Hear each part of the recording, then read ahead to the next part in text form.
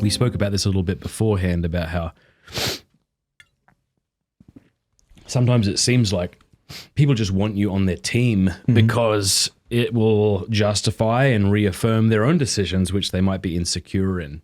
I see this with Jordan Peterson. You know, it's like people smell blood because he just mentioned he loves Jesus or something. Yeah. And I don't mean to, I'm not calling into question everybody's motives.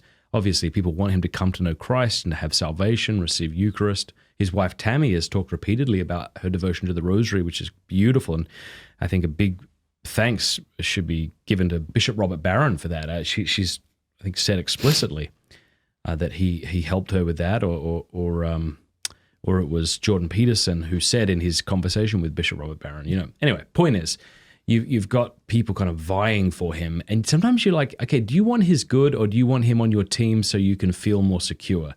And I'd maybe talk about how that's a frustrating thing.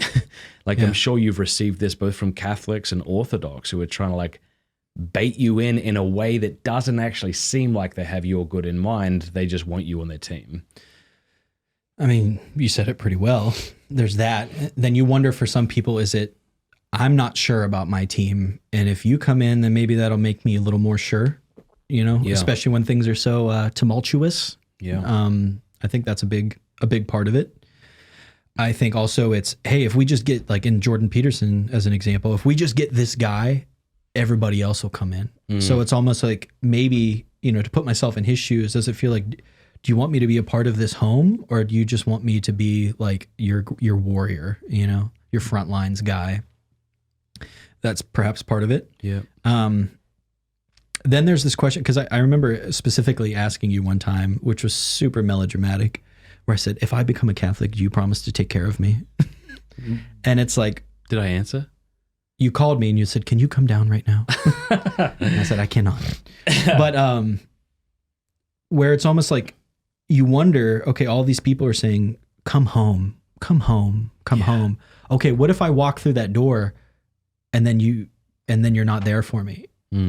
You know, because that's only part of the journey. Like, I keep thinking now, when I land, God willing, very soon, what happens next? I've been praying about this for 5 years. What do I pray about after this? You know, I've been trying to fit in somewhere. It's almost like discerning marriage for 10 years, getting married, and then, oh wow, now it begins. Now we have to live together. Yeah. Now I have to see, do you sleep with the door open or shut?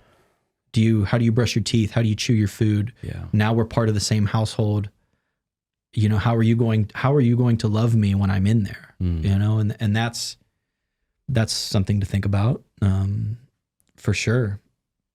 But there is, I know, like Austin Gospel Simplicity talks about, he did a couple of videos on Catholicism and Orthodoxy and his thoughts thus far. Yeah. And he talks about the deep psychological impact of people saying, just come home. Like, yeah, I want to be home. Who doesn't? Right. And so it's very unhelpful to people to make an objective discernment of where is the truth and where do I belong, because everybody wants to be home. And home is such a fluid, weird thing now. People aren't stationary, you know? So does home mean, oh, come in for 2 years and then go do something else? And, or you know, what does that mean? And it's also weird, you know, you have all of these people that are they, you know, like, as you said, want you on their team, but it's funny. Like, people will say, like, I was talking to somebody once and I said, you know, I just don't believe in Catholic theology on certain points. And, but the people, That's okay. Exactly. Yeah. Did they say that? He's like, no. well, I know plenty of people who have just been loved into the kingdom. And I'm like, okay, but you're telling me like a faithful Catholic has to submit to these things. But if I can't submit to them, you're still telling me to join the church? Like, wouldn't that actually be a sin on my part? Yeah, I could see that. Yeah. If you're kind of, So what is the real motivation? Right. Like, do you want me there because I believe it's true, or do you just want me there because it's your thing? Yeah. So that's weird. Yeah, it's tough.